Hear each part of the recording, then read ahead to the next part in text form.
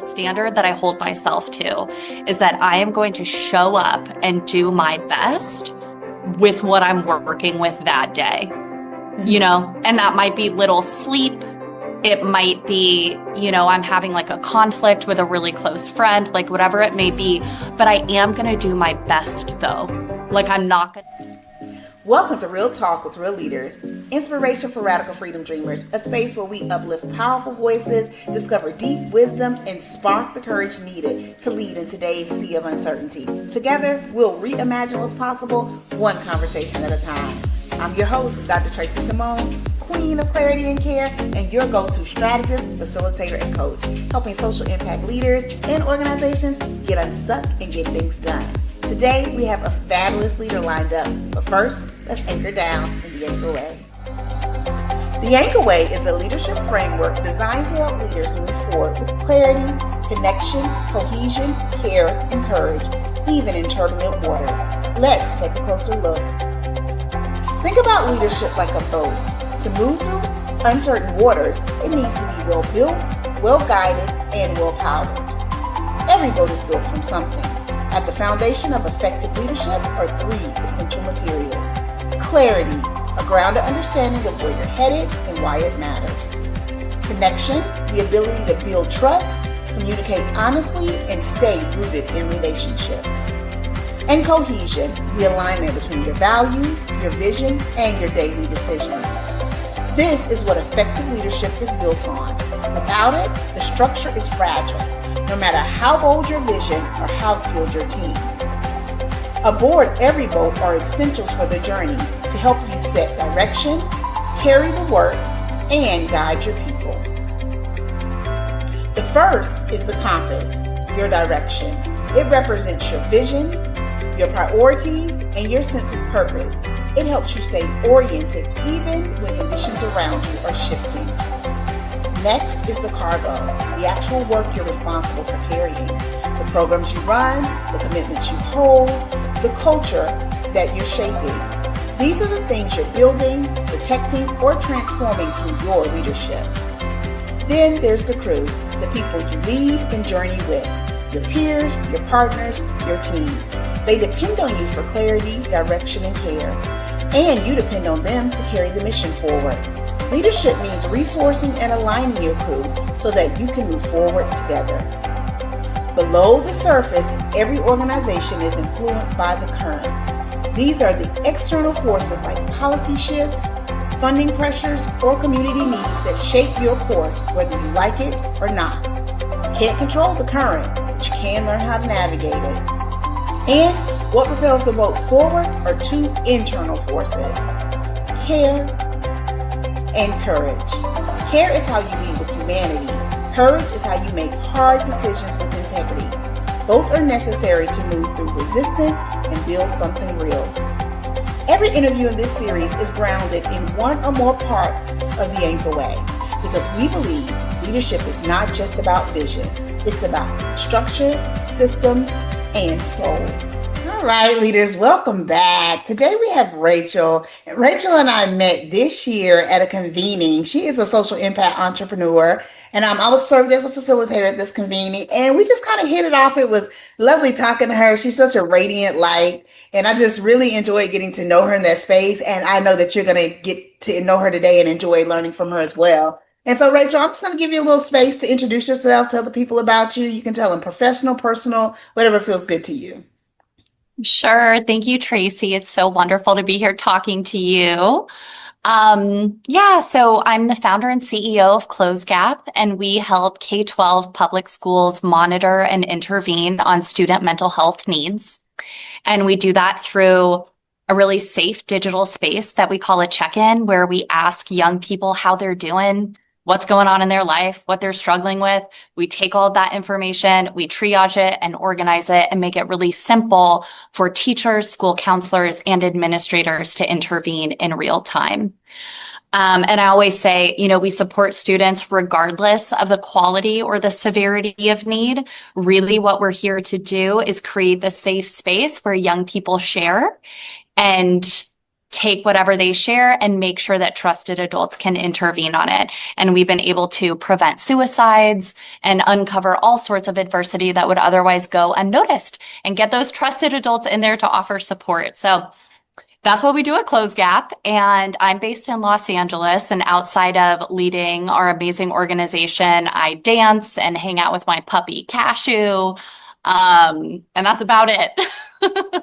I love that. And I love the work that you do. It is so wrapped in care, like care for students, care for teachers. What inspired you to do the startup? Because I know it's a lot of work, but it's very needed and so important right now. So what influenced you to do that? Yeah, I think, it's a combination of like noticing the power that these caregivers have, like these teachers and these school counselors. They are some of the most incredible people that we have on our planet. They have devoted their lives to caring for our young. And so I think just like kind of being aware of like how powerful and profound that can be if those people have the tools that they need to like do their jobs really well and be their most embodied selves in those roles. And then also like a combination of lived experience. I struggled a lot when I was young and definitely did not have the care that was needed. And yet somehow, at school, that was like the safest place available to me. And so these trusted adults just kind of helped me move through, in a really profound way. And so Close Gap is absolutely, an offshoot of that lived experience and where I think, we can go as a society if we like care for each other a little bit more and create those safe spaces where we can actually talk. Yes, I love that. I love that. I know that for my sons, I would be elated as a parent if Closed Gap was available. And I knew that like the educators that I send them to every day were holding their emotional wellness with care like I do, and that they had the information and the access to their inner worlds. Because sometimes kids kind of keep things buried Yes. inside, and it's like a treasure hunt to figure out how do I support you? Yeah. Yeah, it's so true. Yeah, and like half of the situation is just giving them a moment, giving them some spaciousness to really do that emotional discovery. To your point, like just like adults, we don't always know what's going on. We're like, what's going on in here? I know I'm feeling something, but what's happening? Yeah. So, yeah. So let's talk a little bit about you and your care. How do you sustain leadership? Like what does that look like for you as a leader leading an organization? How do you stay sustainable? Like how do you not run yourself into the ground trying to do all this work and hold all these people? Yeah, I think the most truthful answer is I have, moved into burnout so many times. So I absolutely have like run myself into the ground numerous times. So I think it's really been like a process of trial and error and like recognizing that like achievement isn't necessarily, I like saw something like this on Instagram. So this is not totally from me, but I'm going to put it in my words. It was something like achievement and success is like what you can do while caring for yourself and like while prioritizing your mental health, not what you can achieve when you run yourself ragged.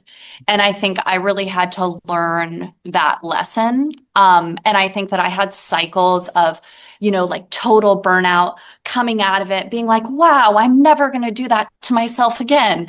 And then literally doing it again, like 6 months later, like we've all been there. And so it's been like, this wild journey of doing that. And I think now I've landed in a place where I recognize how much better I perform as a leader, as someone who is like creating innovative stuff that touches children, et cetera, all the different hats that I wear. I perform better and show up better if I'm caring for myself. And so I think really tuning into that keeps me motivated to keep like, to care for myself. And so what that looks like now is like going to dance class like 5 times a week, and people are like, whoa, Rachel, that's a lot. And it's like, that's not a lot. I should be going like 10 times a week. Okay. I should be going twice a day. And so I think it's really, for me, it's been like redesigning what my schedule looks like that really supports me. Like the most healthy, embodied, loving Rachel is absolutely dancing at least 2 hours a day. So it's like, how can I figure out a way to do that so I can be like my most embodied self? So it's, but it's hard, right? Society tells us like, no, you have to work, work, work. So it's, Yes. work in progress. I love that. What type of dance, Rachel? Oh my gosh, I'm doing like basically everything. I do ballet, I do hip hop. I have an Afro-Caribbean that I absolutely love. I have a West African that I go to twice a week. Just, yeah, kind of everything. Flamenco, I got super into for a while. I live in LA, so we get all of the dance styles should we be of interest in them. So, I love yeah. that. I love that. I love that. I love that. All the movement, the way it's a great way to relieve stress, to connect with your body, connect your brain with your body. And it's empowering. Like, how do you feel when you leave a dance class? What is it? Oh my gosh. Like my most alive self, like I can do anything, like I can fundraise, I can grow the organization to the point where we can reach millions of students, right? Kind of limitless, boundless, completely in my power. That's beautiful. That's beautiful. So, what are your cues when you've reached your limit? Like, how do you know when you're headed down the path of running yourself into the ground again? Mm, it's such a good question. I would say when I'm starting to be short with people, I love active listening. I love being super present. It's just like a truthful embodiment of like what I'm working with. And so when that's not happening, when I'm a little short or a little sharp and I clock it, I'm like, oh, okay, like clocked that. Let's think about that later. What's going on? And then I would say if I'm starting to like lose sleep, if my sleep gets a little funky, so if I'm like waking up in the middle of the night or I'm struggling to go to sleep because maybe I'm overthinking, that's usually a really strong cue for me of like, hey, we need to like meditate more and get back on track. Hmm. Yeah, those are great cues. I think you're probably not the only one because if I think about it, like when I'm short with my kids, I notice my responses are short. I'm like, huh, huh, Hmm. that that was a little snippy. What was that? Right? Right? And then any other time you would be, expansive, big, abundant, but no, in that moment there was like a constriction. Yeah, we Mhm. all do it. It's so human. So, how do you bring this type of care that you have for yourself into leading others in your org? Like, how do you take care of your crew in your org? Yeah. We have a lot of practices and processes that I think are very care based. So, like, one way that we start team meetings is with a check in, which is not shocking. We build check ins for young people, so we should be doing them too. And so, yeah, we start our team meetings with a check in. What are our emotions? What's our energy level? And do we have any needs? Just so everyone else in the space knows what we're working with in that moment. We may need a little more generosity, a little more care. And then we also know when people are like doing great and have a lot of generosity for us. And so I would say those check-ins are really supportive. I also check in on my team, like during our one-on-ones, there's always a question of like, how are you doing? Like we can talk about the work, we can talk about everything that we're doing, but what's happening with you? And those are really, I think, powerful moments for folks to like actually show up at work as their like full selves. Um, and then I've also, I've floated the idea that we might do like a movement competition. No one's into it. The team's like, no, we don't want to do that. That's too much pressure. So we talk about things like that, but we haven't implemented anything like that yet. So I know a lot of times in orgs, there's like this tension between like being compassionate and caring for a team and holding them accountable for whatever the mission and the work is. Like, how do you balance those two things? Yeah. I It's funny, like I think the care happens one to one, and then the accountability is like more systemic or Hmm. like on a systems level. Um, and more than anything, though, like that really is a tension, especially because doing mental health work. And so I think what I expect of myself, like the standard that I hold myself to, is that I am going to show up and do my best with what I'm working with that day, Mhm. and that might be little sleep. It might be, I'm having like a conflict with a really close friend, like whatever it may be. But I am going to do my best though. Like I'm not going to let myself fall to that experience. I'm going to expect myself to do the best in that moment. And that's kind of the expectation that I've set for everyone else in the organization is like we're always going to do our best. And that looks different day to day. Mhm. And I think that that kind of ethos is like, either explicitly communicated or even communicated by other team members. And so we all kind of know, that's the culture. Mhm. That's, yeah, Yeah, it sounds like there's space to show up human and not like a yeah, robot or a cog in a machine.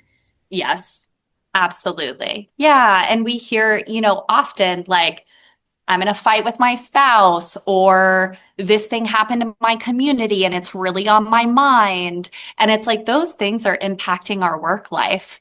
So it's like, let's talk about it with each other. Like, this is what's going on. Very real things that are occurring.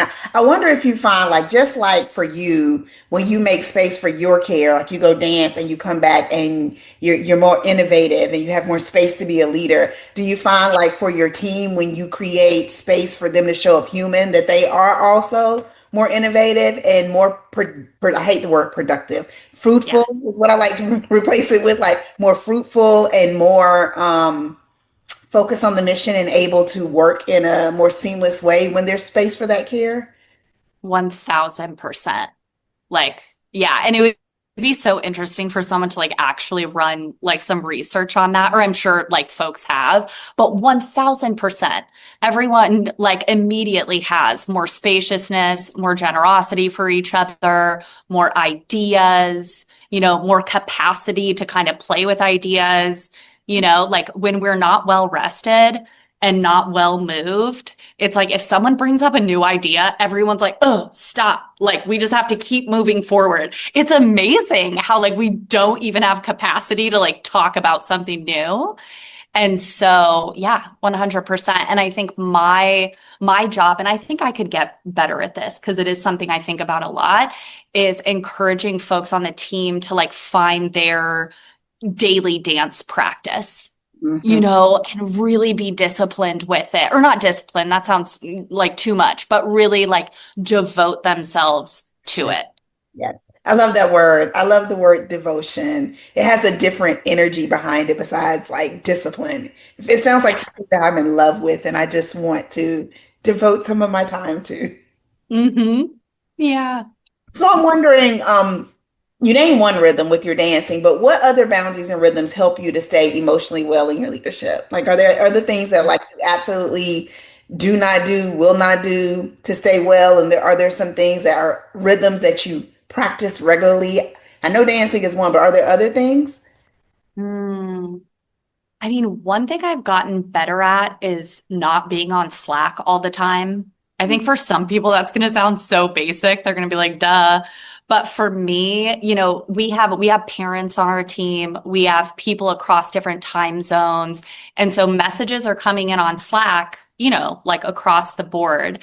And I used to have a habit of, just wanting to be on Slack from like 6 a.m. to like 10 p.m. This is not good. And so now I have my working hours. If I happen to wake up early and I have capacity and I go on Slack, fine. But I've really, I have like actual working hours now. And I feel like at some point, founders have to make that choice. Like no one's going to put that boundary in for you. And so you have to do it. So like these are your working hours. And I have found that that change has been transformative. I love that. I love that. And I don't think it's a duh about Slack. I think we all could stand reminders about how much we are on our phones, checking our emails, checking our Slacks. I used to create a rule for myself. I would say, I don't let the world end before 10. And so I would work really hard to not check Oh, my email, not like it's only me, my kids, my morning practices. And then after 10, ding, ding, ding, ding, ding. Now I follow I that. love It's that. reminding me, like, I might need to go back to that.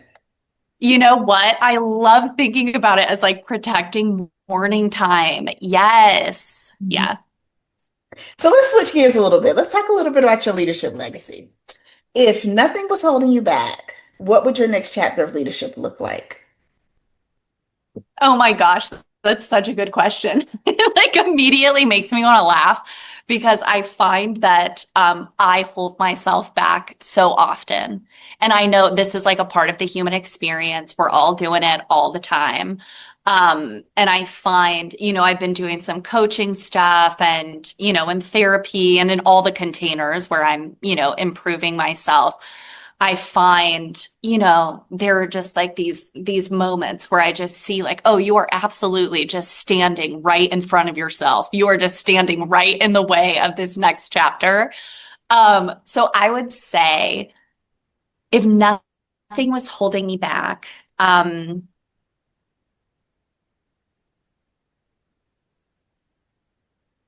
I would say that I would grow this organization significantly to probably like 30 people. And we would reach millions and millions of students worldwide. We're already present in 30 countries. We're so proud of that. We think it's so cool. We want to continue meeting students internationally. And we want to expand our presence in the US as well. We're across all 50 states, in all sorts of settings, rural, urban, like across the board. And I think what really enlivens our team is like, wow, we're building something for young people that works in all of these different contexts. Mhm. Like we have a school in Hong Kong and a school in Azerbaijan, and it's like, wow, we're building something really profound. I see it as like we're building something very human.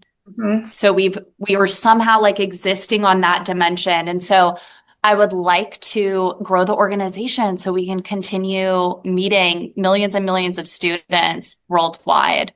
And I think the next chapter of leadership also will look like, I think me reclaiming some of my creativity, because of how, the team has evolved and what was required.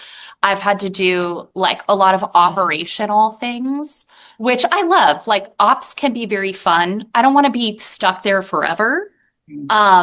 And so I'm kind of in this place where I'm recognizing that there's an invitation to step into a little more creativity.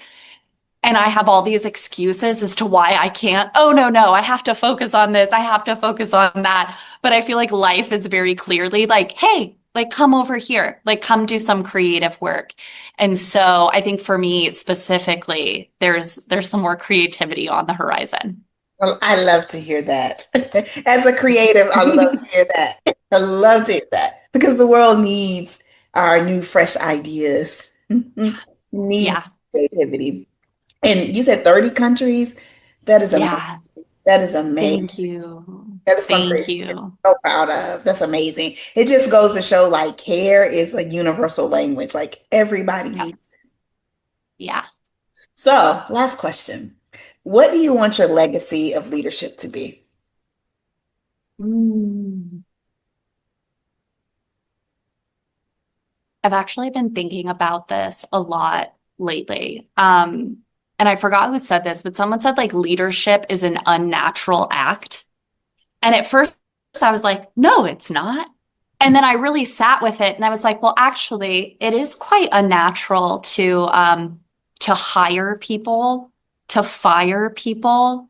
There are so many aspects of this job that are highly unnatural. Hmm. Um, and so when I think of these things that I am required to do, like letting someone go, for example, and this is just a part of my job. There's no getting away from it. It's a part of the design of this experience.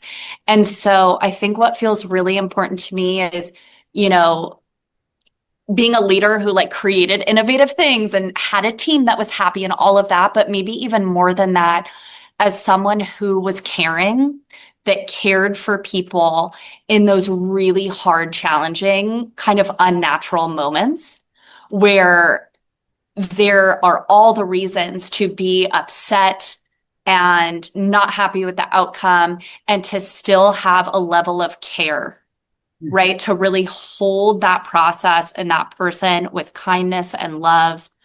And so this is just a very specific example, but I think broadly in these really uncomfortable moments of leadership for care to be just as present as any other thing that's present in that moment. That's beautiful. That's beautiful. Thank you Thanks. for your time. Thank you for the work you are doing to support the youth across the world. That is amazing. We're so grateful for your knowledge and your wisdom. And I look forward to you tapping into that creativity so we can see what else you bring into the world. Thank you, leaders, for joining us this Friday. I'm Dr. Tracey Samone, Queen of Clarity and Care, your go-to strategist, facilitator, and coach, helping you get unstuck and get things done so that you can build a legacy that lasts. We'll see you next Friday. Bye. Thank you for joining us for Real Talk with Real Leaders, Inspiration for Radical Freedom Dreamers. This space is here to remind you that your story, your vision, and your leadership are part of reimagining what's possible.